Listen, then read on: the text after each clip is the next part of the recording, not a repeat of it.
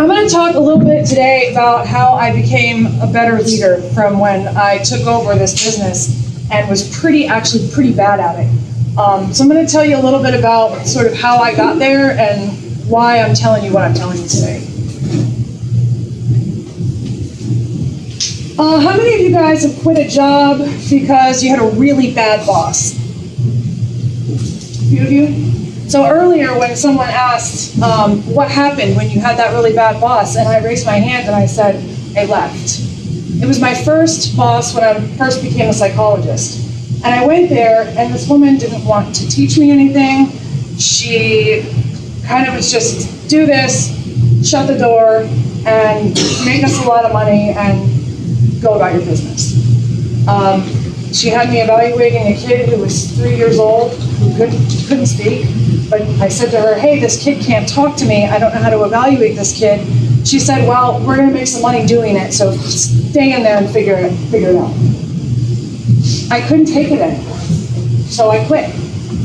I thought I was going to leave the field of psychology altogether. This was my first boss. Couldn't take it. I quit. Luckily, I found Dr. Tony Stone right around the time that happened. And he kind of got me involved in police psychology, and I took it from there. So I learned something from that bad boss, and that was how not to be. And I got to a better place because of it. Somebody tell me a story about their bad boss. And what'd you do? How much time do you have? Right? Who left their job because they had a bad boss?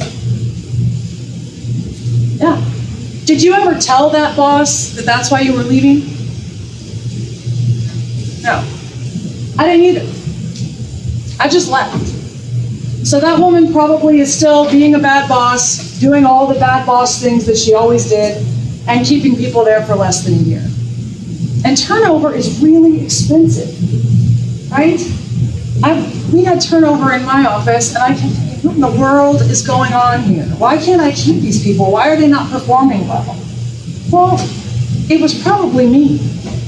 People don't leave organizations, they leave bad bosses.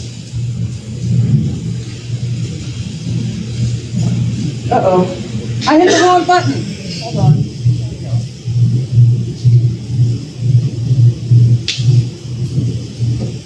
So how many of you think you're a bad boss? Everybody's great, right? I thought I was a really good boss too. It turns out I really, really wasn't. I bet you didn't expect me to say that, given that I've been asked to come here to tell you all about leadership and positive leadership and being a good boss. I was a terrible boss. I probably did almost all 14 of these things. I micromanaged everybody because I was pretty sure no one was going to be able to do it the right way. It wasn't really all about me so much, but I was pretty inconsistent, and I think it's because I didn't have a clear plan. Right? I didn't really know for sure what I was doing. So I'd make up a rule, and that didn't really work very well, so then I'd change my mind and we'd try something else. I didn't communicate why I was doing that either, because I didn't really know. Right? I'm like, well, this isn't working, so now let's do this and see if that works. I lacked confidence in my leadership skills. I thought I was a pretty good psychologist, and I knew what I was doing. I could do pre-employment screenings. I could do fitness for duties. I knew all the rules and laws. I didn't know how to be a leader. People don't teach you that, right? I was president of several organizations before, but I never really had to take a group of people and figure out how to get them all on the same page and get them on what John Gordon calls the energy bus.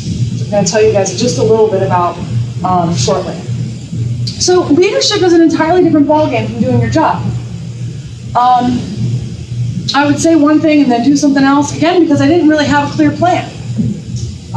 Overpromise, underdeliver. If you're overwhelmed in your role as a supervisor, you want people to get on board the bus, so you make them all these promises, and then you can't commit to that. Nobody likes that.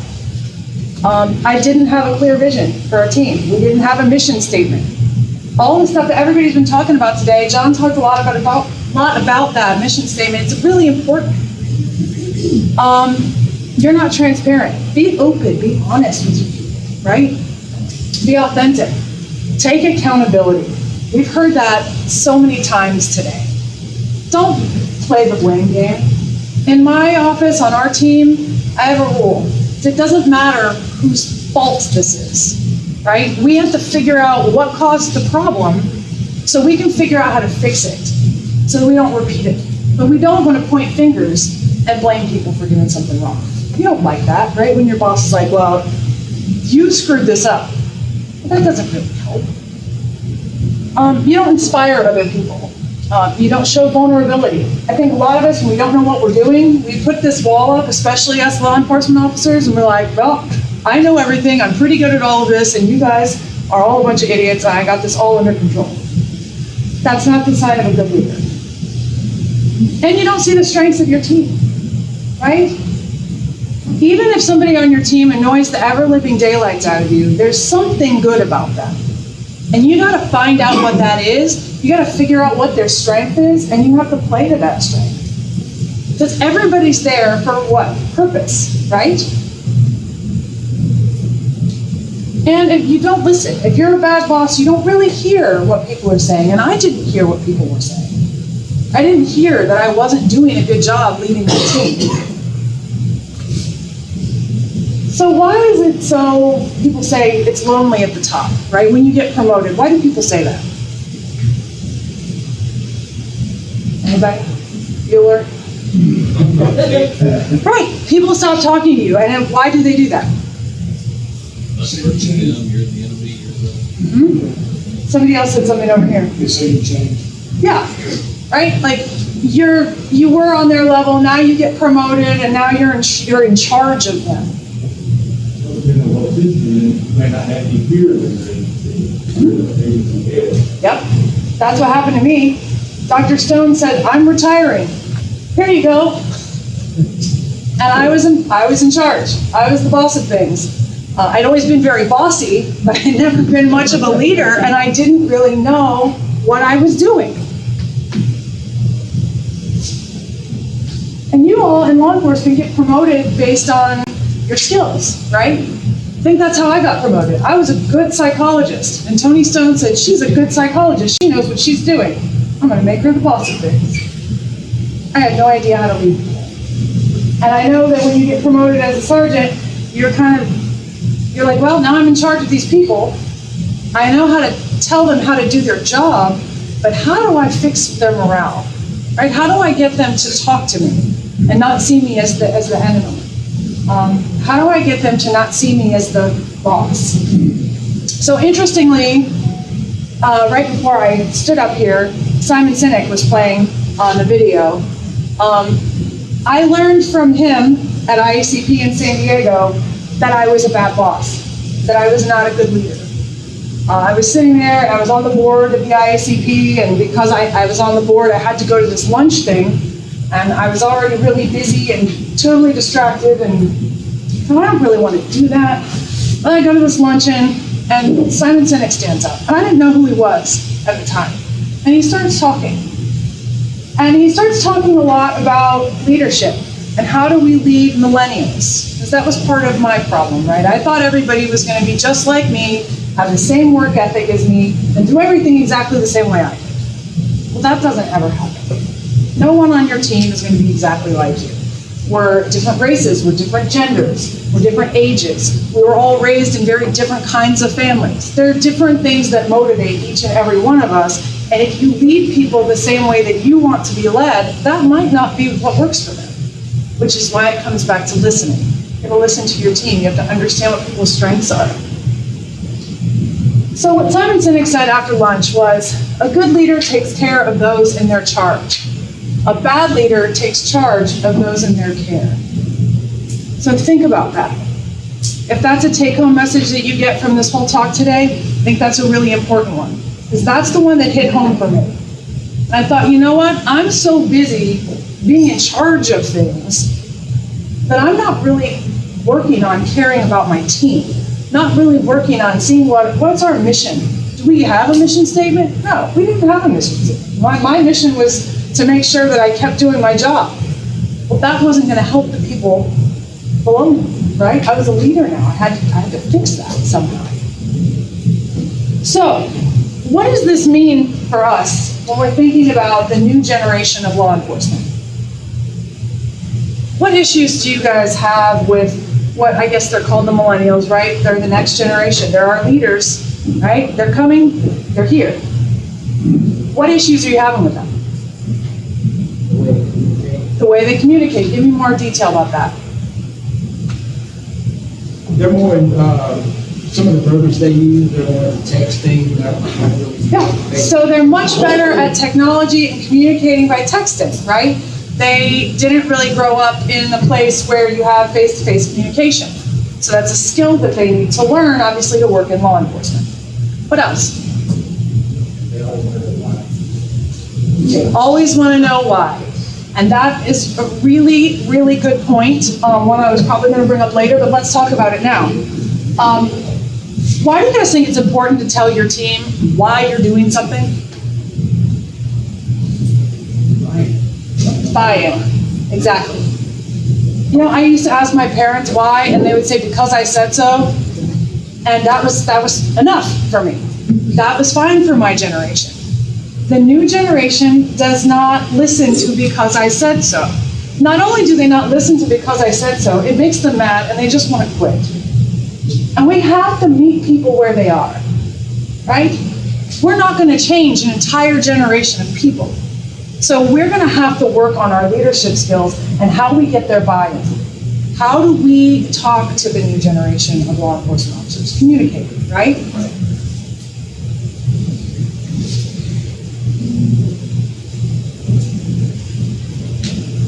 I don't typically present with slides, but I thought I would give it a shot today. So, there's a lot of differences between the baby boomers and the millennials. I'm sort of stuck in the middle of them.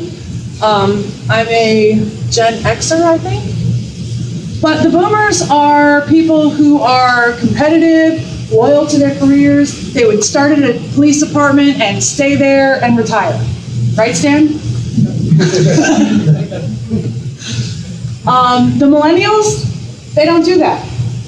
They get on and they stay someplace about 5 years. And they move on. And they move on oftentimes because they don't feel connected. It's very important for them to feel connected to the people that they work with and for them to feel like they're doing something meaningful. It goes back to that why, right? If they understand why and they understand the purpose of what they're doing, they're going to want to work with you. So you have to explain that. Because I said so doesn't work anymore. And what I realized when I first started trying to lead people is that I was really just going to have to change the way that I operated. And saying, this is what we're doing, and here's the new rule, and sort of sending it out, it doesn't work. You've got to listen, right? Here's the problem I'm presenting to you. Tell me how you would solve this problem. That way you're listening to their ideas. Not, maybe some of your subordinates have some pretty good ideas, right? Just because you're their boss, or just because you've been doing this a lot longer than them, doesn't mean that they don't have great ideas. I listen to my team. When we have a problem, I say, guys, this is the problem. Tell me what you think. And I listen, and we talk it through. Because maybe I don't know what's going on the ground, right? Maybe you don't know what's going on their shift, and you need to hear that from them so that you can help them solve the problem as a team. And that's definitely not the way that I was raised. It's probably not the way a lot of you were raised, especially in your initial jobs and your careers, especially in law enforcement or the military. You don't ask why, right? They just do it because I said so.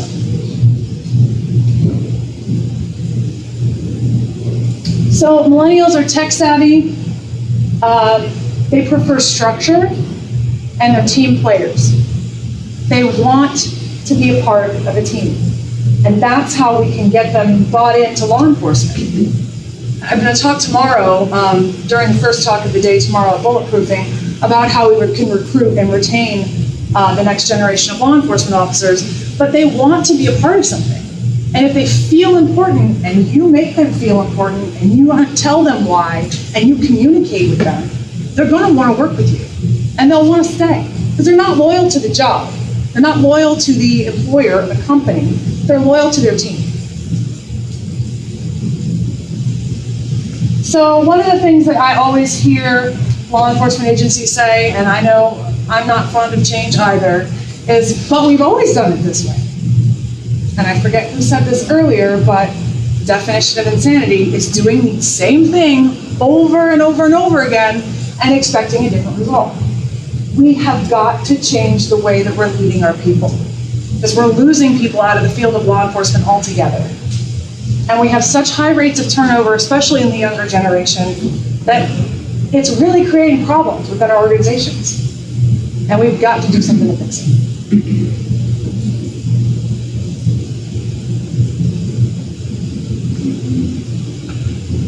So, how can we change the way that we lead? And I'm running out of time because I talked too much. So I'm going to skip this. We talked a little bit about why already. I know you don't have to give everyone trophies for just participating, but you do have to reward people. You have to ask them, not just once a year, how are things going, and tell them once a year how they're doing. You've got to talk to them at the end of their shift. Debrief with them. Ask them, what went right today? Not just, hey, you did that wrong, or you screwed that up. Or now you're getting written up, that's frankly just sucks, and why did you do that? Find them doing something right. Because no matter how many things they did wrong that day, they probably did something correct. And you need to reward that. So, I'm going to summarize this. Greg, what are you doing to my timer back there? Oh, I'm good? Okay. Maybe I'm not running out of time. Now I have no time. All right. Create a vision, right? Where do you want to lead your team? Whether that's your organization's vision, your shift vision, somebody has to make a vision, right? So, I think I have our mission statement because I can never remember it. I'm terrible at remembering my own mission statement because it's too long, I learned today. Our mission statement is to bridge the gap between public safety agencies and the communities they serve through excellence in organizational assessment and expert consultation. So our job is to serve our agencies so that we can help our agencies better serve their communities. So whenever we have a meeting at my office, we talk about how what we're doing is serving that vision, is serving that mission. And if what we're doing isn't serving that mission, then we're doing something wrong. And everybody knows that that's our goal. We also have challenge points, and that's on our challenge goal. Share your purpose. We talked about that today, right? We're all kind of saying the same thing in a different way, but I know repetition is exactly the way that we pound this into our heads. I read Simon Sinek's books. I read John Gordon's books. He has one called The Power of Positive Leadership. And after I went to that Simon Sinek talk, I grabbed John Gordon's Power of Positive Leadership book. And I read that, and I read it again, and I underlined things, and I highlighted stuff. And then I gave it to my director of operations, Kate Sullivan, and said, Kate, this is where I want to take our company. This is the vision I have for our leadership style. Read this book. And then I got his other book called The Energy Bus, and everybody on our team read the Energy Bus book. And it talks about how the power of positive leadership gets your team all together moving in the same direction. They're on the boat, and they're all going the same way. And once we did that, just energy in our office changed.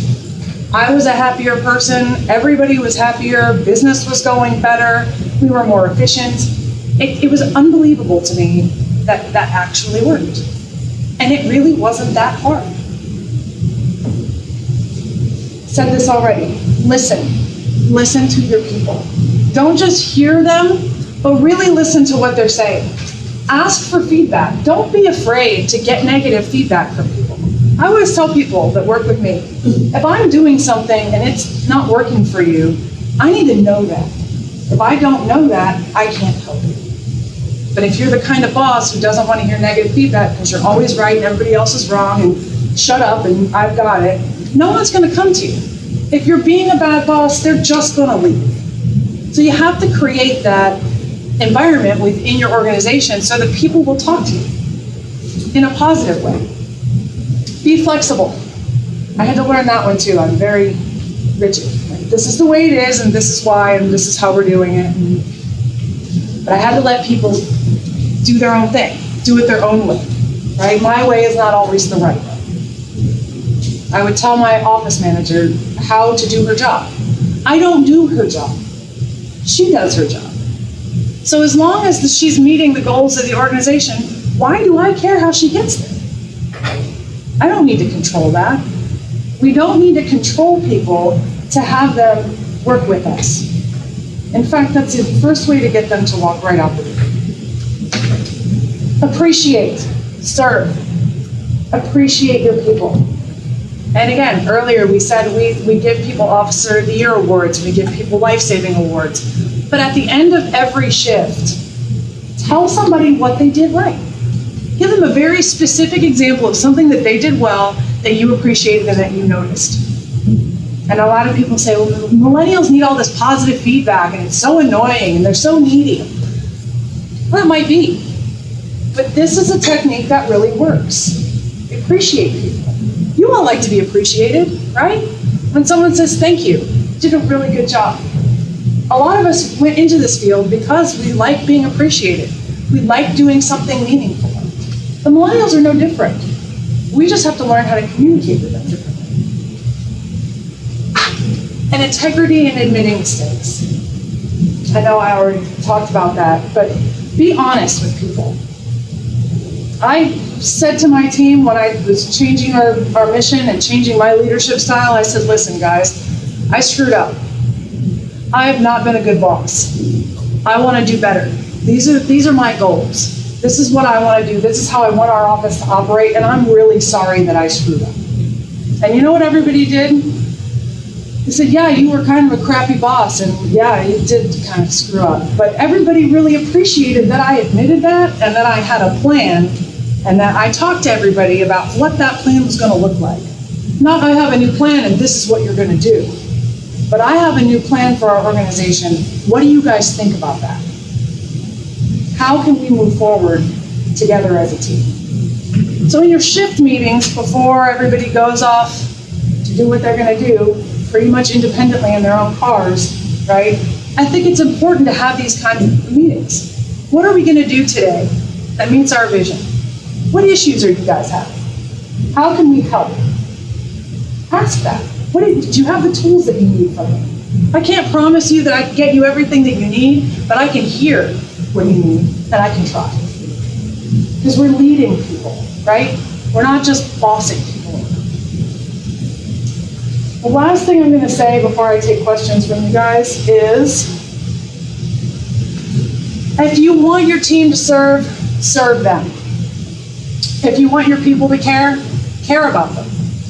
If you want your team to love their work, love them. If you want your employees to be their best, give them your best. And if you take care of your people, they will take care of your customers or your communities. And that's absolutely true, right? Chiefs are in charge of an organization. They are not the people that are out patrolling. The people who are out patrolling are the people who are representing your organization and your vision. And you have to be able to lead them and share that with them because they're the ones who are interacting with your citizens. So communicating, explaining why, appreciating, serving the people who are serving your communities. That's my message for you all. I'm happy to take any questions, comments, feedback. You did a great job. Thanks. One more thing I wanted to ask you guys. Are there things that I didn't mention that you've noticed are really helpful in your interactions with the newer generation or within your agency that you've used? Nothing else? I had an instructor a while back, he's retired, well, semi-retired now, but he always told me that unless it's written in the logbook or whatever, it's not, there's no leeway. So, because maybe my way of doing it is not leeway. That way everything else is doing. Exactly. Yeah, we have to get from point A to point B, but it doesn't matter how you get there, as long as you're, following the rules, you're following the law. Lots of people have different ideas, and you can learn from other people. Your way is not always the highway, right? And I was going to say, to me, one of the challenges, a lot of the kids be having to adjust our leadership style for the new generation. Absolutely. The problem is, a lot of times the kids who are our old school supervisors work with that as well. So I may have that philosophy, but I'm not there with them every day, where it's sergeant, lieutenant, or captain even. And that's a different challenge for the, I see it that way, getting everybody else on board too. I think that's right, and I think that's what we need to work on, and I'm going to talk about this a little bit more tomorrow. When we're working on promotions within our agencies, promoting people just because they're really good at their job or they've been there a long time is not how to do that. We've got to promote people who have leadership skills. All right, guys, I'm out.